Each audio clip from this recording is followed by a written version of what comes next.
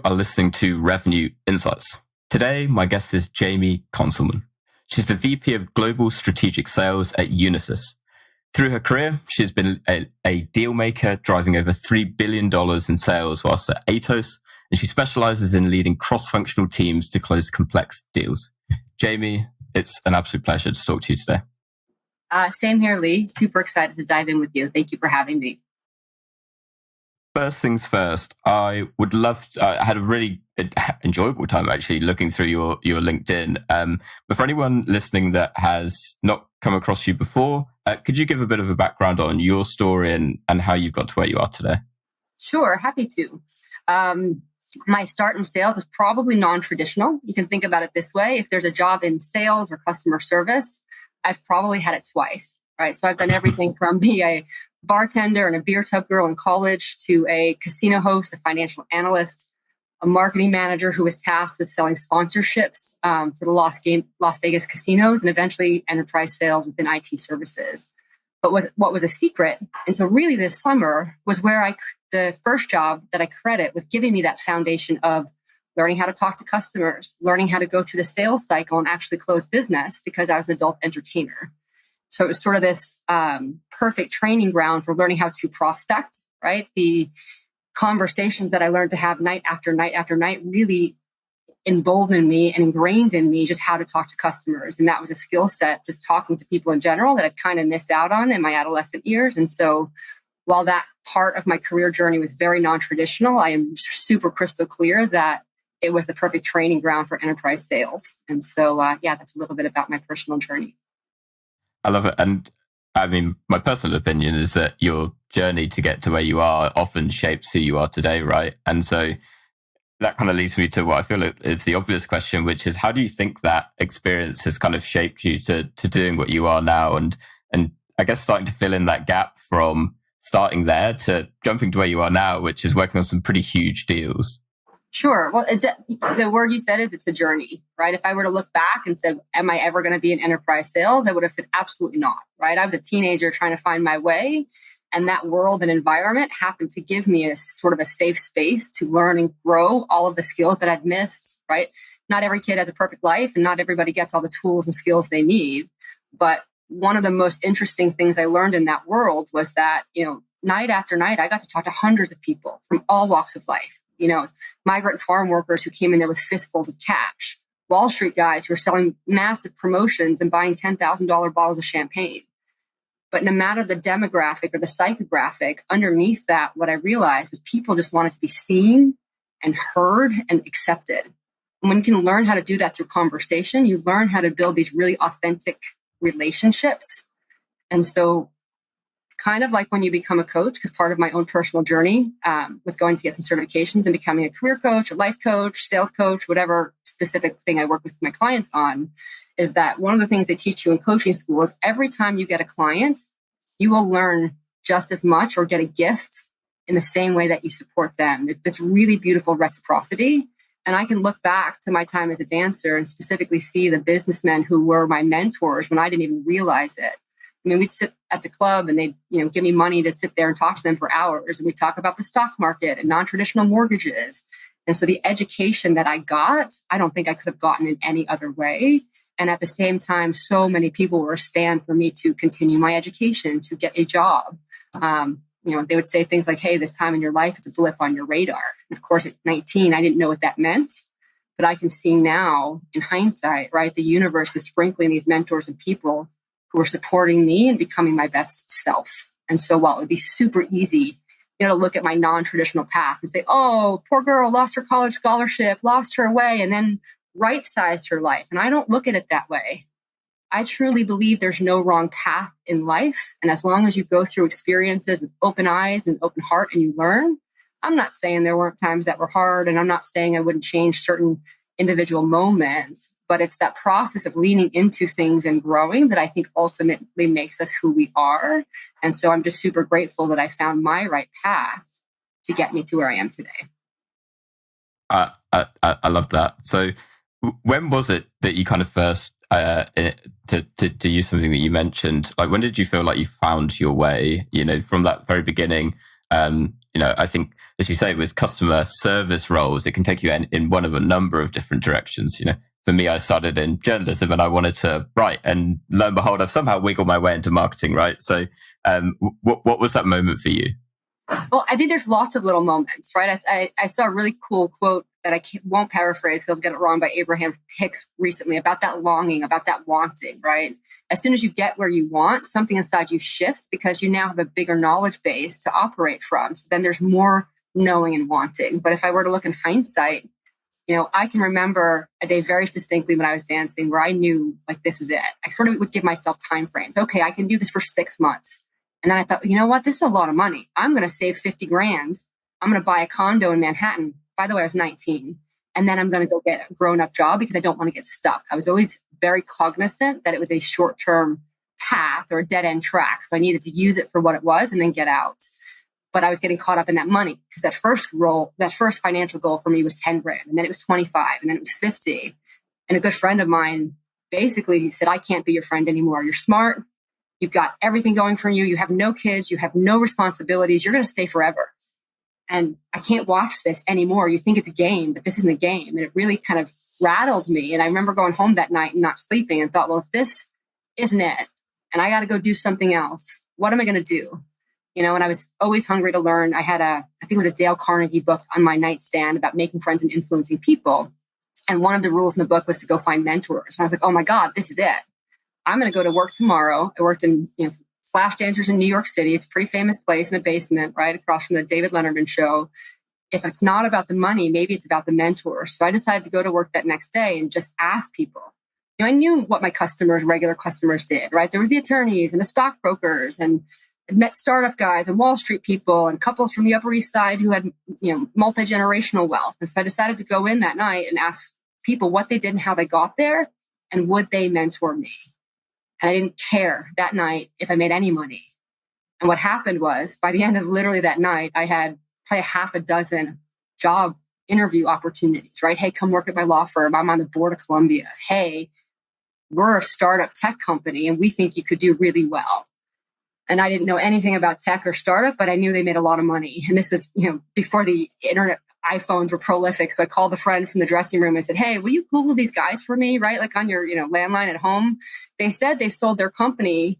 They IPO'd it and then sold it to hotjobs.com for a ton of money. Are they for real? And she's like, oh yeah, this is for real. I said, well, I just met them and they're starting another company and they offered me a job as a sales assistant.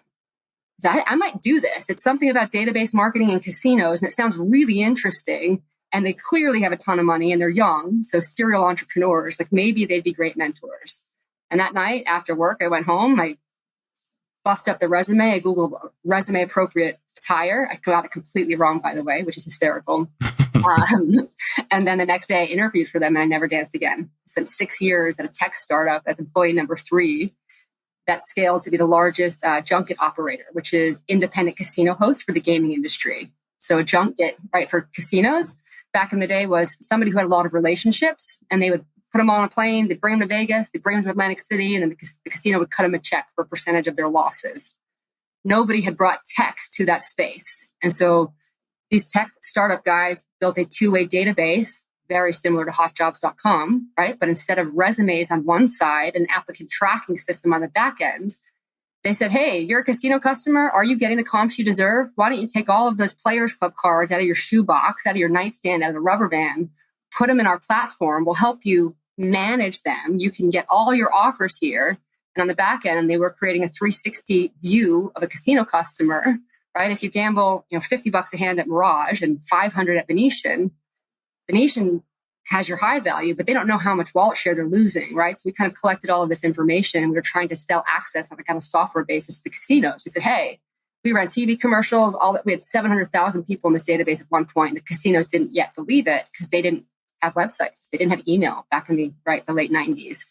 And one day somebody on our board said, look, if you really have that many casino customers, go get this junket license state by state and they'll pay you a percentage of what these folks earn. And we thought, okay. So overnight, I went from a B2B salesperson to the B2C person, really an independent casino host.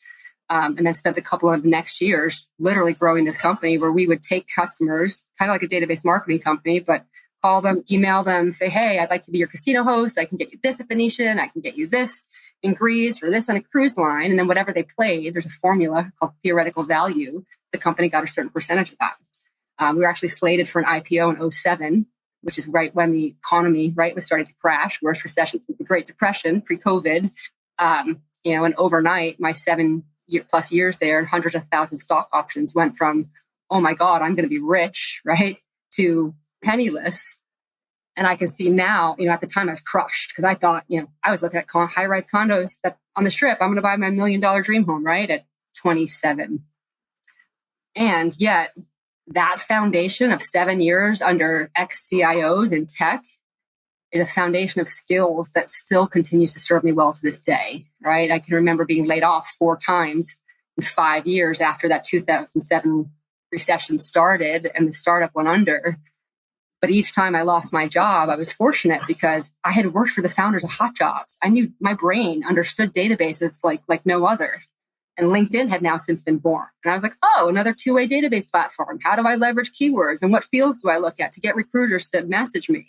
Meanwhile, I was learning friends would get out of work and couldn't find a job, right? Whereas I was so fortunate, sales background, scrappy dancer who knew how to hustle, and now a database of job opportunities in those 5 years or 4 years being laid off multiple times. That's when I got into large deal sales, ultimately in outsourcing, right? So I had learned how to sell as a bartender. I'd learned how to sell as a dancer, worked in marketing, finance, and sales in the hotels, and then had this string of learning that many, many companies, vendors sell into the hotel casinos here in Vegas and have a hard time managing those relationships because the business is a little different, right? It's highly regulated on the casino side. A lot of market dynamics were shifting. The casino revenue used to be mostly gambling, and they gave a lot of other things away for free. And then the revenue mix changed from now there was food and beverage revenue, then there was hotel suite revenue, and entertainment was born. Now Las Vegas is considered one of the entertainment capitals of the world. And so while that revenue mix was changing, big companies would sell these big deals, but then struggle to manage these relationships. And here I was living in Vegas. I got the stripes because I'd worked at the Luxor and MGM resorts, but really had a sales and marketing background. And so I got very lucky in that each time I was laid off, I got a bigger sales or account management job to the point where when, ACS sold a $300 million IT services contract to MGM resorts to outsource large parts of their IT, service desk, right, end user, all of those kinds of things, and the account was failing, there was a handshake deal between the CEO of both companies, and they said, find us somebody in Las Vegas who knows our business and can help this. And that was a very small population of people. So it really helped me accelerate my career, a 300% increase in income over 4 years simply because I was laid off and I learned how to leverage that experience into something bigger and better each time. And so super, super lucky through all of that, right? And now I get to figure out what's next. Yeah. Well, don't they say you make your own luck, right? It's such a fascinating journey to get to where you are now. And one thing that really jumped out at me, you mentioned, when you were getting laid off after 2007, you mentioned the skills that were serving you well, and you've kind of touched on building relationships. So I'm curious, what would you consider those core foundational skills to be that were serving you really well to be in that position? So, I mean, you say luck, whatever it is, to be in that position, to be like the ideal person that they were looking for. I would say I would break it into a couple of pieces, right? I didn't see it at the time, but the second I lost my job, the first time you get laid off, security comes, they walk you off property. It's sort of a traumatic thing the first time it happens. Many friends were in that position as well. They went off to the bars and went drinking. And I was like, oh my God, I have to find another job. My brain had been wired for sales. So I went out and, the 5-step sales prospect. Step 1? What is my prospect list? Who are all the companies I want to work for? Who are all the people in my network that I can have that? And then what is the conversation that I want to have? I think because I had that sales backbone and that sales training for so long that I was able to look at job search through the lens of sales. Right. And that does a couple things because of the way that my brain is orientated and what made me successful selling. I'm not the best salesperson out there. They're probably faster talkers, sweeter talkers. But one of my powers is authenticity. And so when you can lean into that, and for me, that means a couple of things: learning how to have hard conversations, and also being super mindful of what's in it for other people, right? And so a lot of people lose a job and they send out the emails and they, oh my God, I need a job, I need a job, I need a job. No, I did a lot of research, right? I almost looked at it like a consultant would look at it. If these are the 10 companies I want to work at, what are their pain points? Are they hitting their revenue targets? Are they spending money? Are they losing money? What are the open job recs they would have? And I would be really, really specific. And people would say, oh my God, Jaime, that takes a lot of time. Because eventually when I got into career coaching, I learned that the process that I took apparently is not the normal process, right? Not everybody's brain is orientated that way. But what I found was, if you put 4 to 8 hours of research into a job you really want, customize your resume, you customize your cover letter, and you do very specific outreach, and you show them the pain points and the business problems that you can solve for them, complete strangers will get on the phone with you and take your call, right? Because there's enough people out there raising their hand for a job. Very few will differentiate and make that investment. And you probably see it all the time on LinkedIn. Oh my God, help me. I've applied for 5,000 jobs and no one's gotten back to me. To me, that's the definition of insanity, right? No one's reading your resumes. The applicant tracking systems are inundated. They're going to bounce you. I don't know how much time it takes people to apply for 1,000 jobs. What if you took 5, right? And you put together a little PowerPoint or a deck or a point of view on a 2-pager and said, here's the problems I think you're struggling with. Here's how my skill set can help you solve those things. And then the third piece of it for me is I always lean into curiosity. And I try to be humble, right? If I'm adding value up front and I'm asking you to do me a favor, I'm going to be really curious and I'm going to tap into what I think your values are. So if you're an HR recruiter, right, and you've got 5 jobs open, you're probably getting pounded on LinkedIn from everybody, right? But if I can use the sales brain of how do I connect with this person? How do I tap into the fact that they love their company through my language and customize my language and just ask questions like, hey, I'd be really grateful for your support. Can you point me in the right direction? How do I navigate your company to really show my interest and demonstrate my value and get out? And what I found is people like to help people who've done a little bit of that heavy lifting, right? And I always end things with a reciprocal offer, right? Like, how can I help you? Or don't be ever afraid to ask me X, Y, or Z. You acknowledge and validate in the beginning. Thank you. I realize I'm messaging you and you don't know me. Here's what I'm looking to accomplish. And I'd love it if you could help me or point me in the right direction. I'd be grateful, even a little bit of gratitude. And then the sandwich at the end is an offer for them. People respond to people they think are authentic and do that kind of work. And so I'd say for me, the skill set or superpower is having gotten to refine that message. And if we bring it all the way back to the roots, you can go to any strip club in the country and there's huge ones here in Vegas, right? There might be 200 women working a night. 80% of them are probably walking around the room with their eyes at the ceiling or on the floor, maybe smoking a cigarette, going, you want to dance? You want to dance? You want to dance? And getting a rejection rate 95% of the time. From day one, I said, I'm not, I was not the most beautiful person, not the most fit person, but I really enjoy talking to people. So I'd pick 4 or 5 people and I'd go talk to them and start a conversation. Say, listen, I'm not looking to hustle dances right now. I want to get to know you.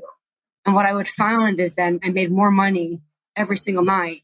Even in an empty club, I could walk out of there with $1,000 or $1,500, on a garter belt on my ankle, simply because I talk to people and build relationships. And I think that art of the relationship and getting the practice to metabolize how to do that, the environment doesn't matter. It's no different when you walk into a boardroom of investment bankers and the chairman of the board, right? People buy from people, right? Zig Ziglar talked about that since the 70s. And I think we've gotten to a day and age where people forget that, right? It's the tools and the CRM and the analytics. I did a demo a few weeks ago of a new startup that has AI built into video imaging. So they're like, look, we can cue your salespeople if they're doing an orals presentation on video of when we think people are tuning out. They said, what do you think? I said, I think that's really great and interesting. Some of my sellers are very senior in their career. If they can't read an audience online, I got a bigger problem than whether or not we can afford your software, right? Because people buy from people. And those are the muscle memory I think you get when you have had the gift of being able to build relationships at all levels of people, all levels of organizations throughout your career. Why, love all of this. Why do you think we have Sellers have lost sight of the value of relationships. I think it boils down to a couple things. So having spent, 15 plus years in technology sales, there's a couple trends I'll comment to. And one of the trends I've seen is that when you have a lot of people at the very top of the organization with hard skills, domain expertise, finance, operations, technology, I'm a head of cloud, experts, all of that is great. I've seen many companies over the last couple of decades minimize the sales skills because they're soft skills, they're people skills. They think, well, anyone can learn that. If I got guys that can code Python and can, spin up servers in AWS, of course they can talk to people. But the reality is it's a different part of the brain and it's a different part of the skill set. And so many of the top tier service providers right now, multi-billion-dollar companies are having this challenge of why are we not growing? We've grown through acquisition for the last 10 years. None of our accounts are growing, but they're run by somebody who came up through the organization with a technical skill set, a client partner, a client delivery executive. And then these folks at very senior levels of their careers, they're probably making more money than they've ever made, are told, go run this account. Great. Now go sell the portfolio. And many of them are afraid to talk to people because that is not their domain. Nobody has actually taught them to have a hard conversation. And it's not enough to stick these folks through, oh, great, we're going to go buy the latest sales methodology from Miller Hyman, Franklin Covey, you get 2 days of executive presence, great. And they put them in the room and they do really well. But just because you can do things once in front of a trainer does not mean you've metabolized it as a way of being to be able to implement that in the demands of a CIO. Maybe there's delivery problems, right? And oftentimes, the person who's over the delivery for the account is trying to also sell. It's a very difficult, intricate nuance. And I know many companies are trying to figure out how to solve that. And at the same time, we have to think about the psychological safety. What FTE making 200 to 300K a year is going to say, I'm not comfortable talking to people? They're not, right? They're going to hide. They're going to say things like the customer's not getting back to me. They canceled the QBR. Oh, I sent over the proposal. Nobody's responded. Right. But anybody with a sales brain is going to say, wait a minute. We worked on that proposal for 3 months. You emailed it over. You didn't fly your butt out there and get into a room and have a conversation. You didn't socialize it with each one of the stakeholders to get their value proposition, their buy-in before you presented it. And then we wonder why people aren't selling, right? So it's sort of this perfect storm, at least in IT services, right? Managed services, outsourcing, systems integrators that I see is this shift of expecting and assuming technical brain folks can automatically do all of those things. Well, sure, some can. Many cannot. And I have seen it time and time again, right? And there was a portion of my career at Aptos where I was a deal maker. My job was to go hunt and find and close very large new logos. And managed services in general has about a 90% renewal rate because it's big and complicated to rip somebody out and there's a lot of risk to put somebody new. So they get into a lot of renewals. So you would think that would be easy. But what happens is there's pitfalls in that. If you've got a 90% renewal rate, you're not really paying attention to them, right? And you may or may not have the right skill sets involved, right? Somebody with that sales acumen, that relationship building DNA, managing it. And so what I spent 3 years, I was sort of captain save an account. Like, hey, marquee customers, are terming us. Well, what happened? Well, I don't know, Konzelman, go figure it out. And I would get out there and that's when I would see sort of these dynamics of a lot of technical folks or delivery folks who are very smart in their domain, but they hadn't necessarily gotten the support that they need to have those tough conversations. So they hide. Right? Or they're busy with other things. It's not their fault. They haven't been empowered that way. I have had personally in my sales career, 17 managers in the last 10 years. That's a tenure of about 6 months per person. I can, do the right. And that's very common in managed services companies, right? The attrition rates are very, very high in general. And I can count one who is willing to meet with me on a regular basis. Think about that. So you take the job of leader, your job title, your responsibility is to manage the people in your care. But sadly, oftentimes, right, there's no rules in business. Everybody gets to play it their own way. If you have a leader who doesn't have the management skills for people, nor the desire to help people, maybe their ambition is their number one priority, they're not going to give their salespeople any of their time. So it becomes the survival of the fittest mentality. right? And then the committee gets together and they says, why are all the salespeople leading? Simon Sinek has a great model that he shares that he got from the Navy SEALs. I think it was Navy SEAL Team 6. And he goes in and he talks to them and he said, how do you develop trust? And what does that look like? And they said, well, it's a 2-part model. And we have this saying in the Navy SEALs, because trust is very important, right? They're going into the highest stakes. Their lives could be on the line. And so we say in the Navy SEALs, the saying apparently goes, I can trust you with my life, but can I trust you with my money and my wife? 2 very different things. And part of the point that they emphasize in this talk, which I love so much, is that while trust lives on a spectrum, you can't have trust in one area of your life and not in the other. So if we bring that back to the relationship aspect, do your customers trust you? Sure, your CSAT might be a 9, but do they trust you?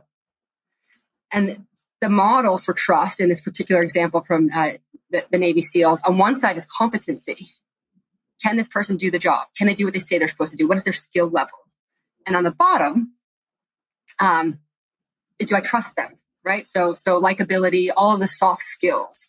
And what's really interesting in business, we have an inordinate amount of metrics for capability. High performers, are you hitting your numbers? What's the CSAT? How many calls have you made? Data. We have 0 to no metrics for trust. So what often happens in corporations, the people who get to the top, either they play the game better than everybody else. They spend much of their time working those internal relationships and maybe no time with customers, but they know how to play the game well, so they rise.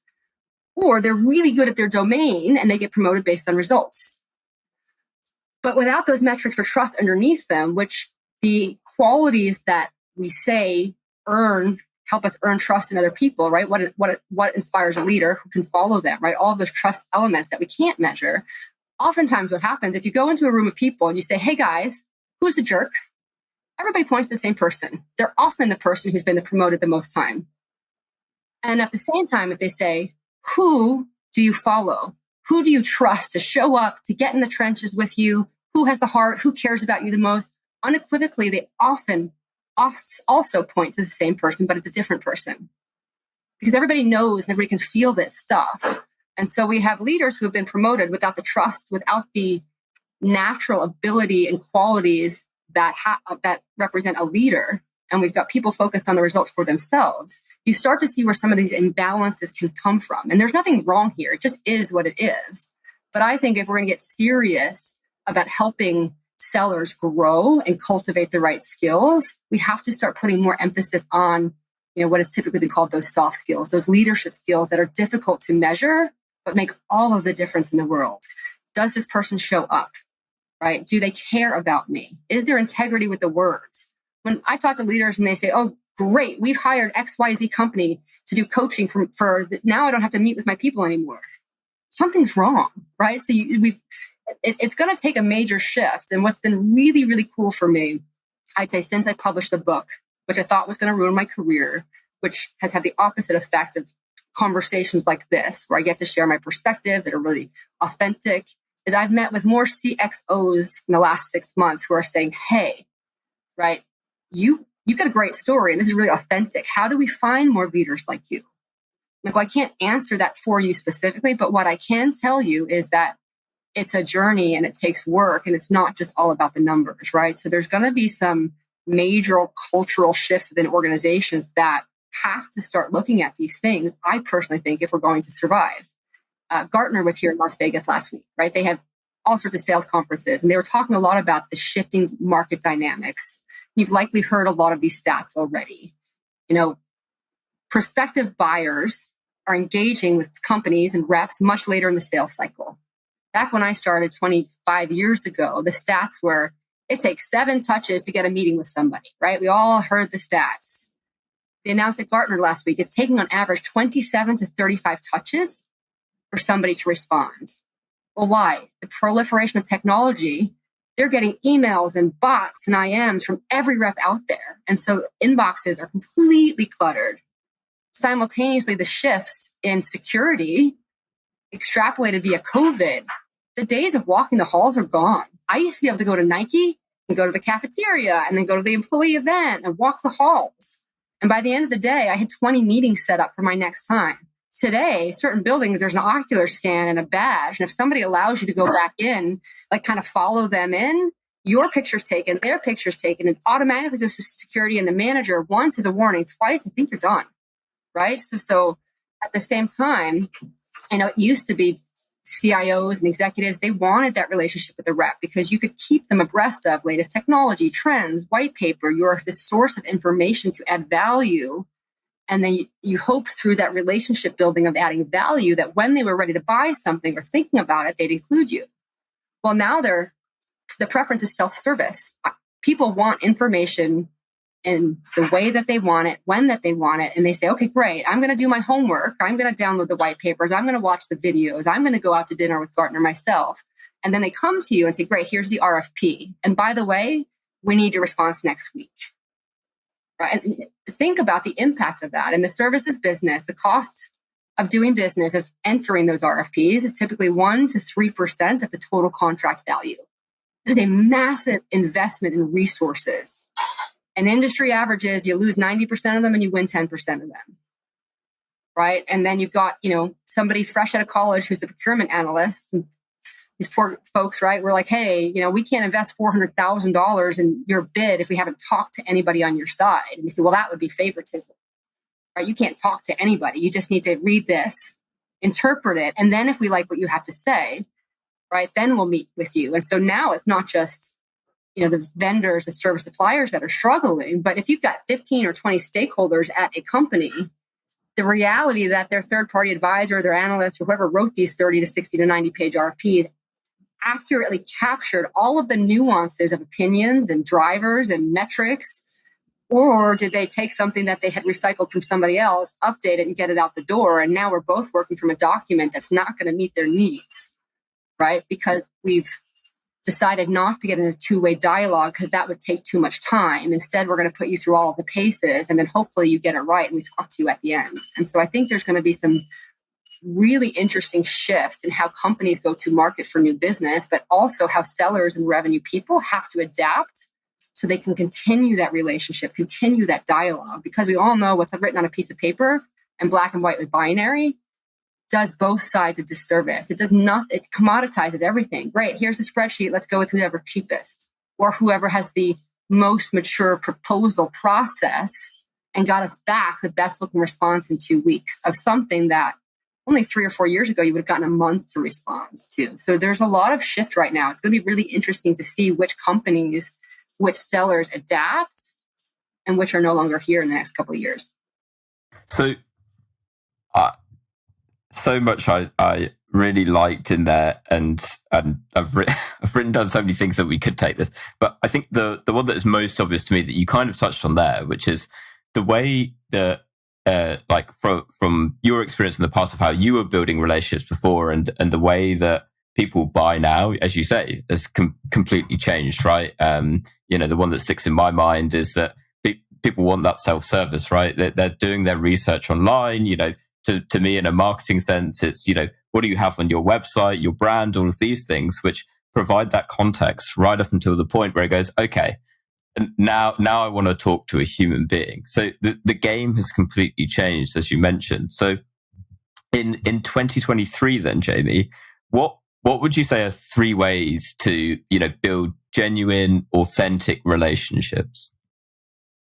I can encapsulate all 3 in one of my sales philosophies. I truly believe sales is service in the same vein we've been talking about for decades, that servant leadership. It's easy to pay lip service to, I'm a servant leader. Google that on LinkedIn, you'll see millions of people, I'm a servant leader. Okay, well, let's talk about that, because there's a really big difference between an ideal and the muscle memory of bringing those things to life on a daily basis. And so I think of what's going to be the game changer over this year and going forward is sellers who adopt a sales mentality of service. So what does that mean? Let's unpack it a little bit, right? One of those things is that I stress with my team is being prepared and doing your homework, right? Take something very simple. Maybe you get a lead through your funnel because your marketing team's doing a great job. And they're like, I want information on X. An average seller is going to say, great, here's the links to our website. Have at it. Somebody with a little bit more maturity and maybe who's like a B+ player, they're going to customize a little bit of information, send it back. Right. What I try to get my team to do is do a little bit more homework, right? What are the pain points of that company? What is that person's role, right? There is the power of the internet at your hands in Google, right? I'm going to say, go back and introduce yourself with some very pointed questions, but also invite them to a conversation with that data. And that doesn't have to be hours and hours of work, right? It could be simply going to their last 2 earnings and finding out what their CFO wants to do. And if this is an IT person, tying the information you get back to their CFO's objectives and showing them, hey, I can partner with you and help you with X, Y, and Z. And these are the offerings that can do that.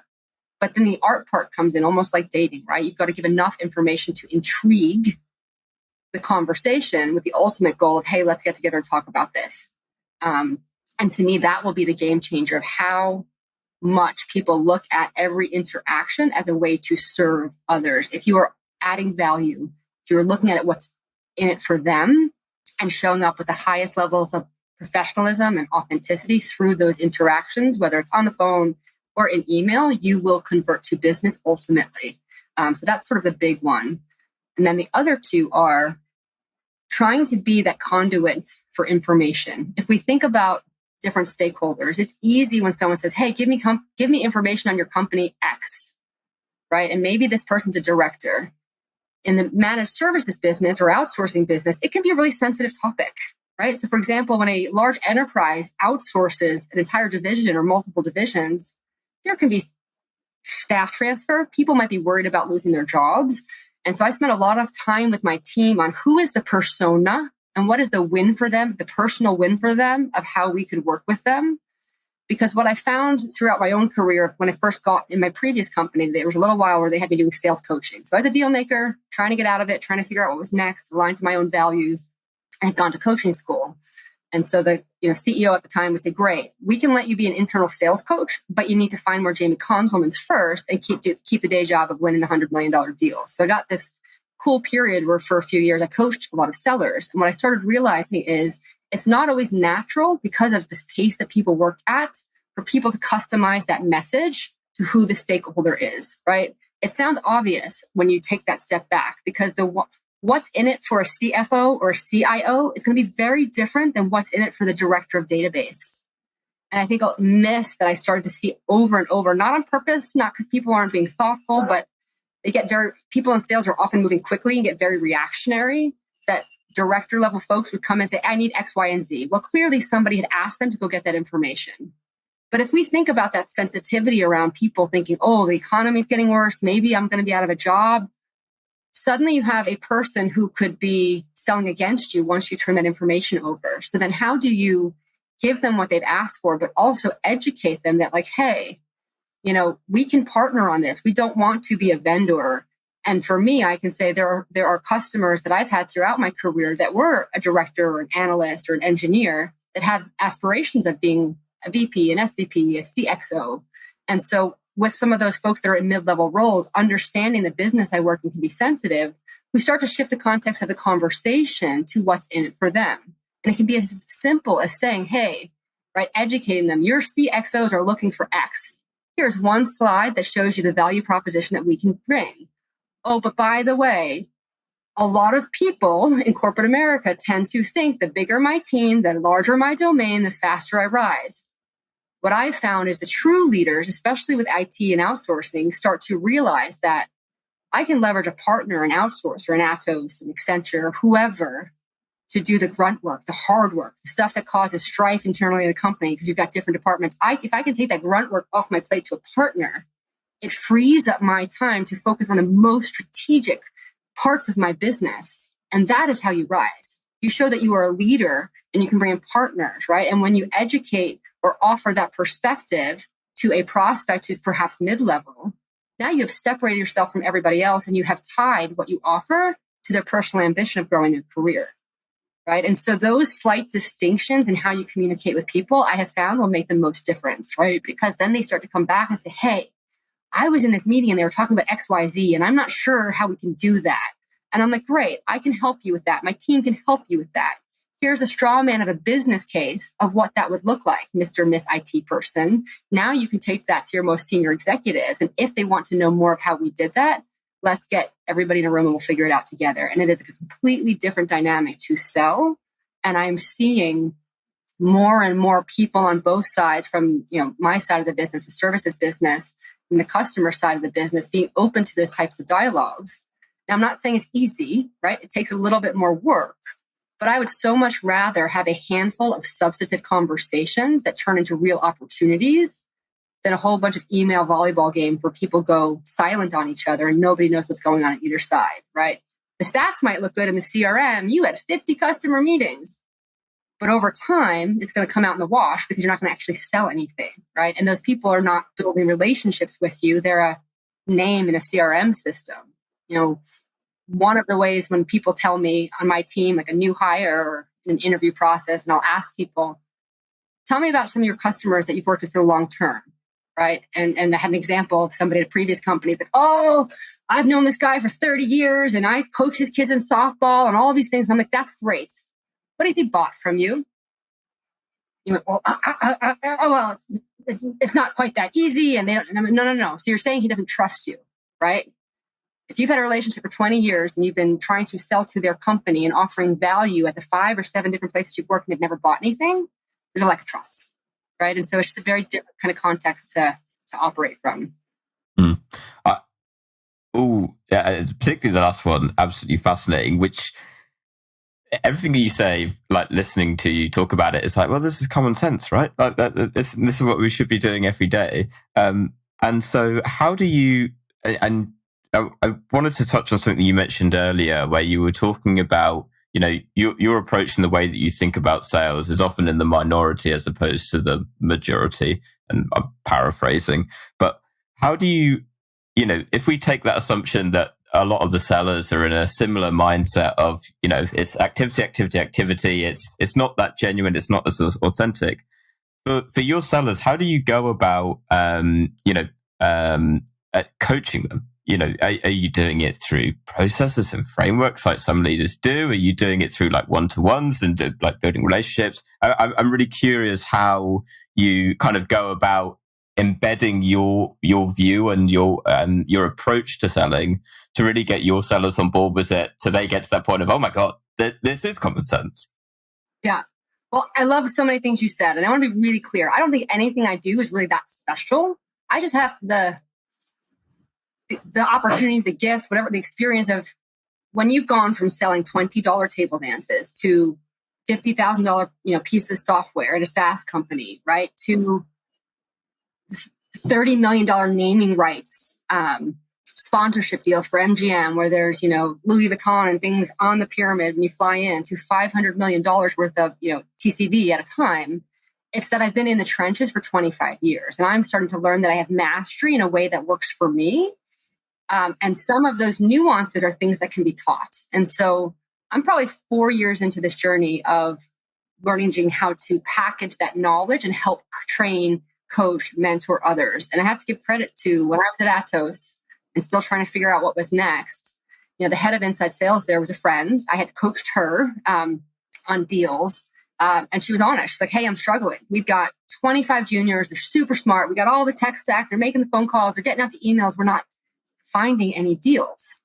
And I was like, oh, well, I can help with that. I'm not, at that point, I didn't have any training certifications. I was going through a Harvard program to become a facilitator and a certified trainer. So I don't really know what I'm doing, but I can take everything that was really hard for me to learn, the things where I had to fail forward over and over and over again. And what if I just package them into bite-sized pieces of content, PowerPoints, exercises, and we kind of do some virtual trainings, and then we'll get everybody together in the room so they can practice. Because what I have found is so much of sales is by yourself. Now, maybe you're lucky. Maybe you have a sales manager at a certain point who comes to meetings with you. I was never that person. I was out there on my own more times than I can count. And so I failed a lot, but I failed forward. And so we started taking some of those lessons. And the beautiful part about early career starters is they're like sponges. And so we just did all sorts of things, from role play to how do you cold call to how do you ABC test the subject headings to help them develop that authenticity muscle and how they communicate. We had to do things like, okay, here's what the marketing slicks say. God love the marketers. They're great. But here's how you have to translate that into human language for based on the role of the person you're talking to. So we did a lot of that work over a year and a half, 2 years. And in that process, what happened was, number one, it gave me the confidence that I could teach this and that I love teaching that. So that in itself was a gift. And then separately, I started a mentor program with the juniors, with the very senior business developers, right? The hunters that are going out there. And a lot of these folks I was also coaching behind the scenes. So I was starting to see the gaps that were common among many sellers. So many sellers had a technical expertise or they'd been in sales forever and they were great relationship builders.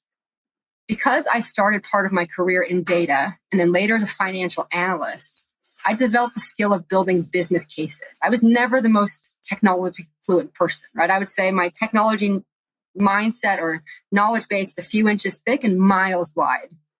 My superpower is understanding a company's business drivers and then marrying my company's products or services to that.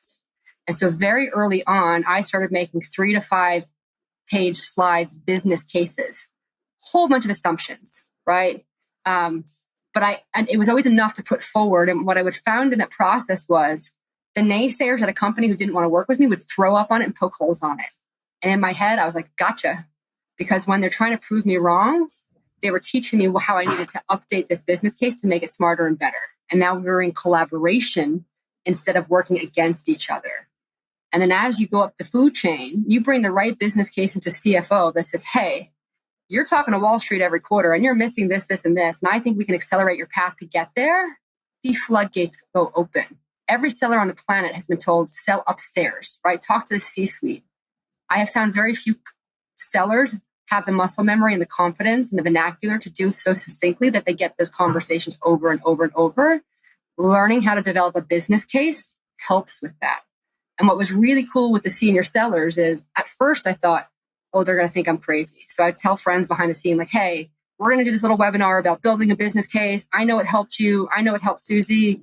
Just come to it because I'm trying to grow my muscles as a coach. I'm trying to lean into authenticity. The coaching and training was something I did outside of Atos. It's a little scary to show yourself in that way in the company, come for support. And what started happening was those webinars, which we did weekly, I call them Wisdom Wednesdays, started getting forwarded out all over the company. Within 2 weeks, we had 300 people showing up to these things. And so literally I was making it up as I go along. And then what would happen is the feedback afterwards was awesome. That was helping people. Grown, mature, seasoned sellers were coming and saying, hey, my deal has been stuck for 3 months. Can you help me develop one of those business casey thingy things? I'm like, absolutely, right? And we'd spend a half a day and I'd give them homework. Hey, go find this, go to the earnings, Google these words. What are the 3 things? And we started templatizing this process and they started getting more customer engagement. Their sales cycle started shrinking, right? And that was how I ultimately ended up moving up into leadership because one day the CEO of Americas called me. He's like, what on earth is going on? I was like, what are you talking about? He's like, so 2 years of inside sales, almost no results. I know you've been hanging out and coaching and training and doing some of that Jaime stuff with them. We have more qualified pipeline from the juniors of your 16 juniors than we do from the 350 sellers in North America that I pay $250 a head to. What is going on? And I was like, well, I'm just thinking of what was hard for me. And I put it in PowerPoints and then we go down to Dallas and they practice, right? Think boiler room, right? I get on a call, they get on a call. Things like teaching them the process of starting with research and understanding the industry pain points, right? So that they can talk relative. And we just kind of, I just start showing him stuff. He's like, great. So here's what we're going to do. Head of inside sales is leaving. You got the juniors and we're going to give you the seniors now too. And I was like, oh, great. So suddenly now I had 2 teams underneath me. And it was ironic because 25 years in sales, I was kind of looking to get out, right? Burnt out, and just the chase of the deal no longer fed me with the way helping people did as a coach and as a trainer. And then overnight, these 2 sides of me that have been so separate, that barrier vanished, right? And so I guess when I say I do things a little differently, it's that I show up to my team as a leader, as a coach and trainer first. I just happen to have a domain expertise of selling technology and services for 25 years. And so it's a very slightly different shift in context. But if I circle back to your question of how do I get other folks on board with this, I'm old school, right? I was at Unisys. The first thing I said was, I got to get my team together. And they said, well, we're not traveling right now, right? COVID has just happened and travel budgets. I'm like, no. We have $1 billion target and you've spent how much money on my budget? I need everybody in the room. And so we flew to Dallas. I took a week planning what this workshop was going to be. as I got the agenda socialized, people throughout the company were like, hey, I've got some account managers. I've got some consultants that are new or some junior folks, people who are struggling a little bit. Can we send them to your training? And I was like, sure. And before you knew it, we had a large group of people.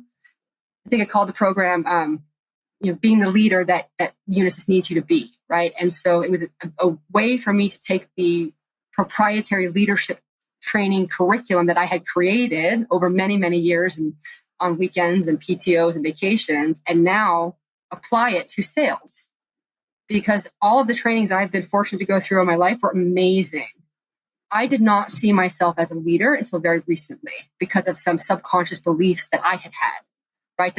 Despite winning these deals and despite leading teams, somewhere in this subconscious Jaime Konzelman brain with the C-suite aspirations, I wasn't considered really a leader until I got to that level, despite all the things I've read, right? Lead at any level. It's not about the title, right? So as I worked through that for myself, I realized I'm not alone. Many women, many sellers who've been individual contributors their whole lives hadn't necessarily thought of themselves as leaders and hadn't strengthened some of the leadership skills that could help them accelerate their deals, accelerate their careers, their time to revenue.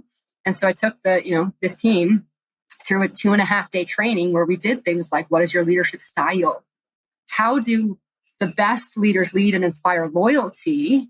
And then the worst qualities you've ever experienced. And then what would happen if we applied those best qualities to how we sell and interact with customers? What would happen? How would the experience start to shift?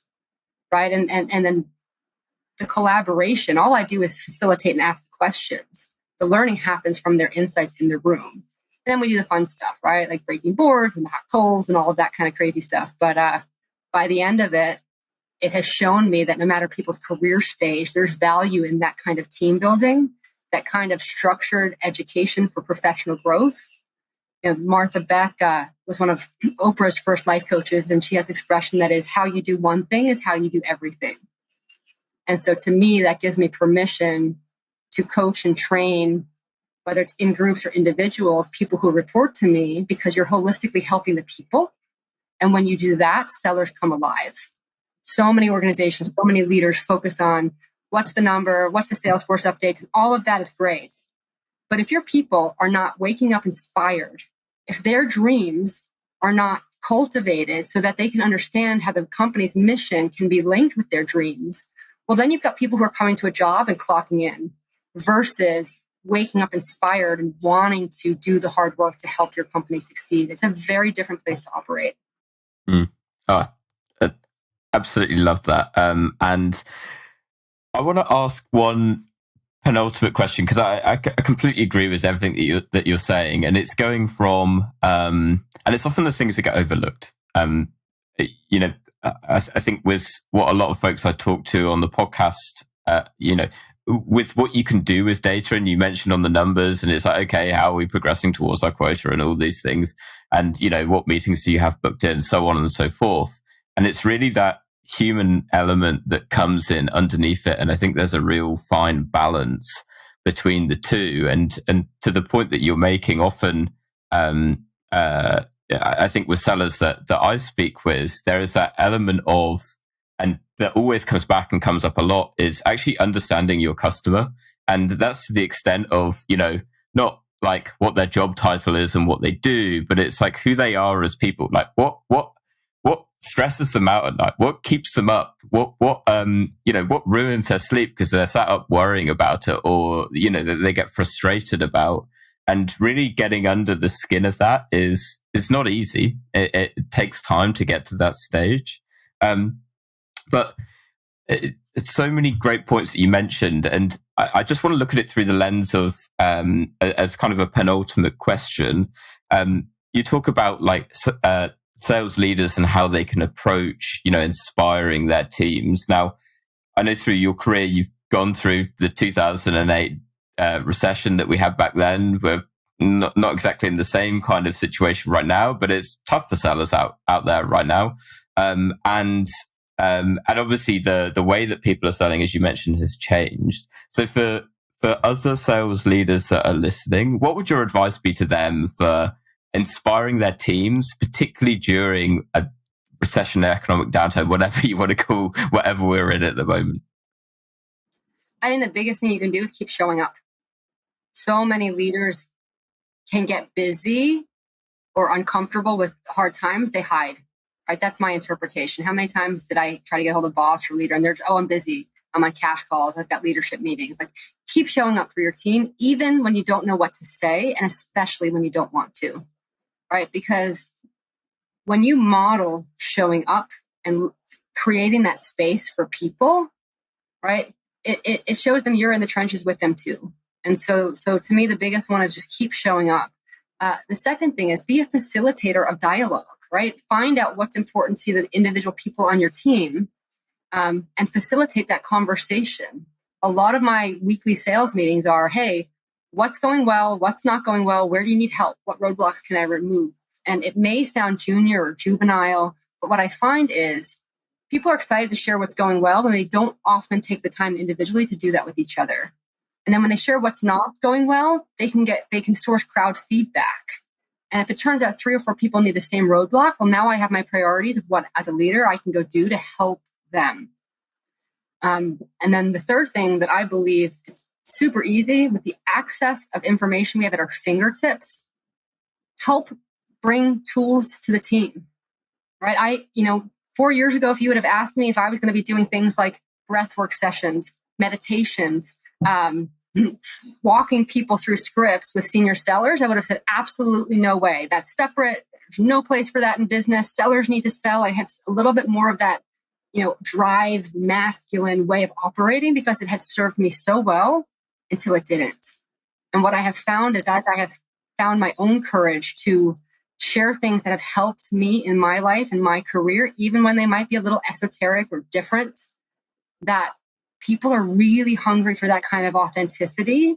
And not everyone has taken the time or the investment to do the work outside of work on themselves. And so it could be things as simple as a quote, a video, right? A poem. When I kick off a team meeting, when we have new people come in, there's a poem that I have everyone read.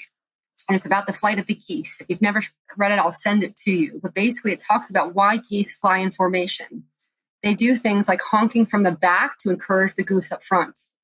When the goose up front, who's leading the flight, who, by the way, takes the most stress, the most wind, the most force, because they're all the way up front, when they get tired, they go to the back and somebody else takes turns, right? And so the moral of the story is, if we have enough sense, we will stick together like geese, because we can get where we're going faster. We can take care of each other. And I find that when you do that and you ground your team, there's a lot of neuroscience out there, and I love that it's growing in popularity, that we have 3 brains. We used to think of our brain as the gray matter in our head. And scientists are now showing that the neurons in our stomach and the neurons in our heart operate with brain-like properties. And so while once upon a time we thought in business, think with your head and think with your head, the neuroscience is now showing leaders make more positive impact, inspire more loyalty, and make better decisions when they ground into themselves physiologically and they connect their head, their heart, and their gut brains.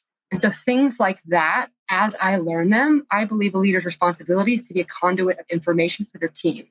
So for me, I'm always trying to add new tools to my seller's toolbox. They may or may not need it in this moment, but at some point they've got it to refer back to.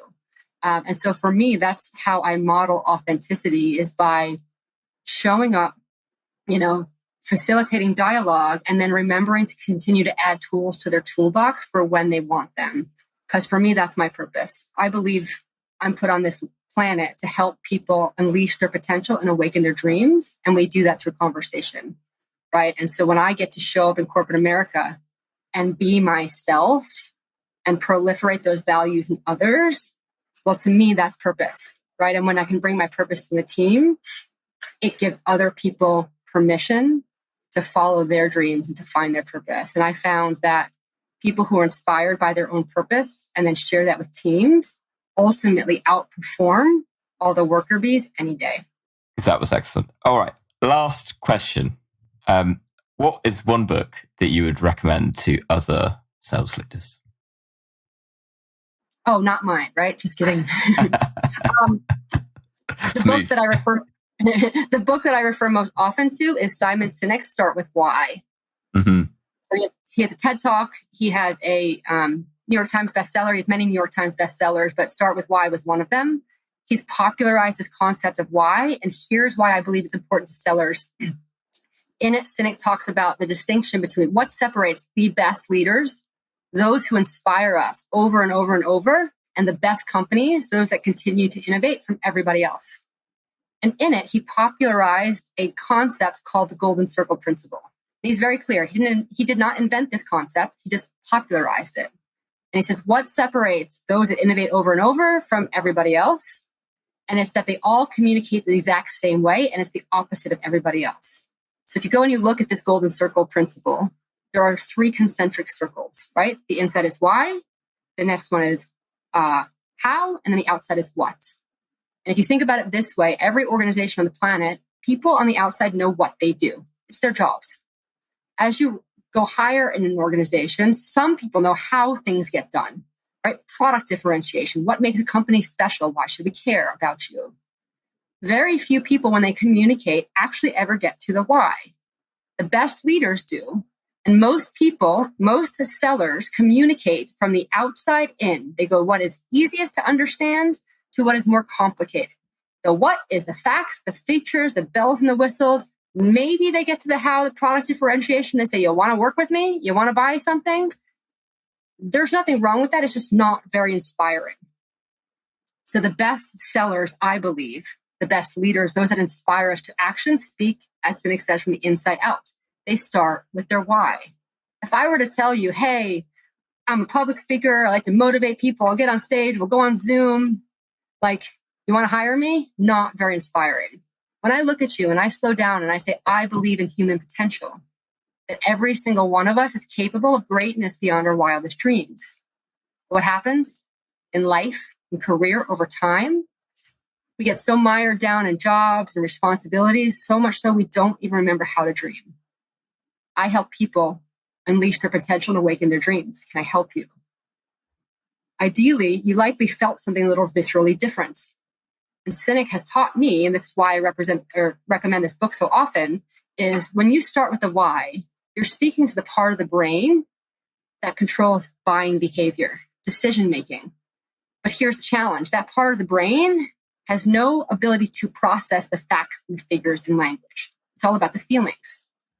So when I speak about my why, and you can feel that, it connects to the part of your brain that drives loyalty, that drives decisions. However, that part of the brain then needs to rationalize it with facts and features and benefits, which is the outside part of the brain. So it's not just a model I think that is nice to have. To me, it is a game changer in sales because it teaches us to orientate our language to the part of the brain that inspires action. And it's very different in services, right? Most sellers are going to talk about the facts and the features. And when I push them, let's say we're doing a deal prep review or we're looking at what are the win themes. I say, why would this customer want to buy from us? And then you often hear, well, they have a problem with this and they need to end user support and they need better experience. All of that is great. But what is the why? So when we orientate, when you believe what I believe, now we have an opportunity to work together. And so if the concept resonates, right, he's got the 10-minute TED Talk. I have all of my teams watch the TED Talk, read the book, do the work, not just on the why for their deals, but on themselves. Because when you are a seller who shows up inspired and you know your why, and you can proliferate that through sales conversations, well, now you've broken down the barrier between two people and your customers will come back to you over and over and over again. So one of my hobbies is I'm a triathlete. I was a chunky kid, never played a sport, early 30s, made one of those lists of things in life you always wanted to do but had never done. There was champagne involved, if I'm being honest. And when I woke up the next day, number 3 said, be an athlete. And I thought to myself, goodness gravy, if I'm 32 years old and I'm still harboring childhood dreams of wanting to be an athlete, I got to do something about that. Now, mind you, I'd been fit and gone to the gym, but athlete was in there. So I went and hired a run coach and joined a run club. And I remember saying to her, hey, I'd love to run a 5K. That'd be really cool, right? 3 point whatever miles. I've never run more than a mile on a treadmill. And she looked at me and she jokingly said, hey, I believe there's an athlete inside every one of us, and we're training for a half marathon. I'll be in your life as much as you want or as little. Well, right? She used that believe language. She spoke to the little 5-year-old who used to put her nose to the chain link fence and try, watching the girls play soccer, but never never made the cut. And so 5K turned to half marathon, turned into triathlon. And in less than 18 months, I did a full Ironman. And I only share that because that, to me, is what happens when you connect with those deep intrinsic beliefs and you start to practice bringing them to life. Now, do I think everyone needs to go to an Ironman? No. But I want people to give themselves permission to cultivate and explore their internal desires and then practice bringing those desires to life in their job, in their customer conversations, and in their life. Because amazing things start to happen when we stop looking externally and we start looking internally and bringing those things to life. And I can remember certain folks, right, or naysayers said, "Oh my God, she's training for triathlon. Her deals if she's got more time on her plate, she needs more deals." No, if you're meeting your target and you're doing triathlon, it's pretty amazing. And what happened was suddenly all the prospects and customers that had aspirations of a 5K, a run, an Ironman, we started bonding. Over the next couple of years, I've had more customers go do their first Ironman than I ever imagined because they're like, "Hey, if she can do it, I can do it," right? And then I would share the training plans for my coach. And I'll never forget, I had a client at the time, customer, who was training for his first full Ironman, didn't have a coach. He's like, "I can do this on my own. My wife's a runner. I used to be a cyclist. We got this." And I remember thinking the week before his race, he has got to be freaking out because I don't care how trained you are. Your first 130 something mile race on your own, you in the swim, 2.1 miles, 131 mile bike, and then a full marathon, you are scared, right? And so I thought about it. And one of the best things my coach had ever done for me was she would write me these amazing letters, these rally calls. "You've done the work, right? Trust your body," all of this stuff. And so I texted him and I said, "Hey, I want to send you a personal email. What's your personal email address?" And so I wrote him this letter. He called me a few days later, crying, and said, "Just so you know, I read that letter out loud to my family and I'm going to keep it forever." That's the power of connecting to your why with your customer's why, and together, right, everybody rises. Oh, fantastic recommendation.